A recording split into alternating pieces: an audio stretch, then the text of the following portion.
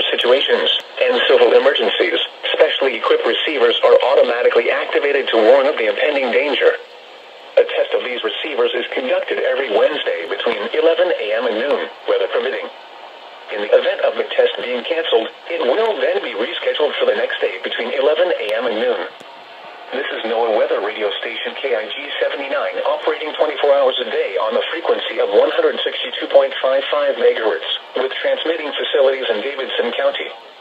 This broadcast originates from the National Weather Service Office located near Nashville.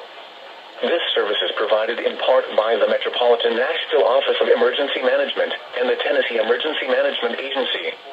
Repeating, this has been a test of the NOAA weather radio warning alarm device. During potentially dangerous weather situations, specially equipped receivers are automatically activated to warn of impending danger.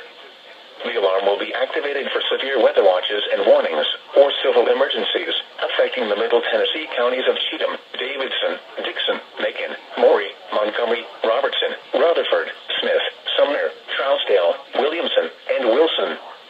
This concludes the test of the NOAA weather radio warning alarm device and emergency alert system. We now return you to regular programming.